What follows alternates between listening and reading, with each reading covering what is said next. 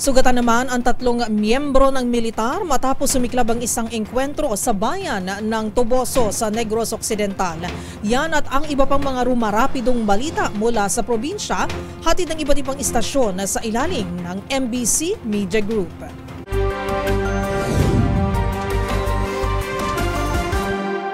Sugatan ng 3 mga miyembro ng militar sa nangyaring engkwentro laban sa umano'y mga rebuilding grupo sa Sitio Bairan, Barangay General Luna, bayan ng Toboso, Negros Occidental.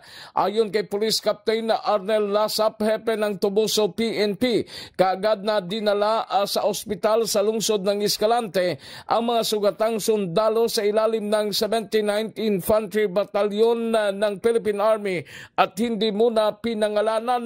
Dagdag pa ni Lasap, ang engkwentro nangyari laban sa Northern Negros Front, dismantled na NNFF at patuloy ang clearing operations ng mga otoridad sa lugar.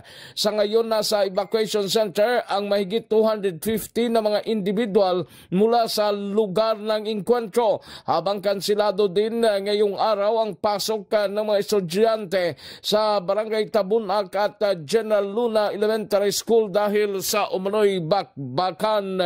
Para sa MBC TV Network News, ito si RH46 Rex Cantong, una sa Pilipinas, una sa Pilipino.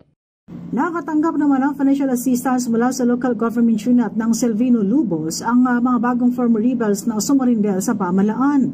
Ang nasabing mga FR ay iniharap sa local chief executive ni Lieutenant Colonel Ricky James Rosalihos, ang acting commanding officer ng 19th Infantry Commando Battalion. Ang bagong mga sumarinder ay agad na binigyan ng cash assistance bilang suporta sa kanilang transition sa mainstream society bilang bahagi nito ng former rebels reintegration program. Nangako naman ang local government units na tuloy-tuloy ang kanilang tulong sa mga former rebels kung kaya't hinihikayat pa ang natitirang miyembro ng NPA sa lalawigan ng Northern Samar na bumalik na at suportahan ang programa ng gobyerno. Mula sa MBC Network News, RH34 Jane Galet Bantayan, una sa Pilipinas, una sa Pilipino.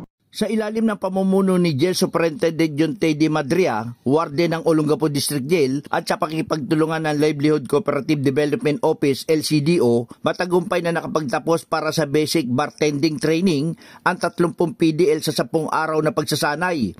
Dumalo rin sa seremonya ng pagtatapos si Ginang Edita Tanyana, officer in charge ng LCDO, upang batiin ang mga nagtapos. Nagpayag naman na pasasalamat si Jail Superintendent John Teddy Madria kay Ginang Tanyana at kay Punong Lungsod Honorable Rolin Paulino Jr. sa kanilang walang sawang suporta at tulong sa pagbibigay ng mga pagsasanay sa kasanayan at programang pangkabuhayan para sa mga PDL. Sa pagtatapos ng mga PDL, inabot sa kanila ang inaasam-asam na sertipiko na pagkilala sa kanilang pagsisikap at dedikasyon. Sa kanilang muling pakikisalamuha sa komunidad, may sandata na silang magagamit upang labanan ang hamon ng buhay na lumaban ng pareha sa kanilang natutunan sa loob ng PE Tambakal. Para sa MBC TV Network News, Danny Kumilang, RH37, una sa Pilipinas, una sa Pilipino.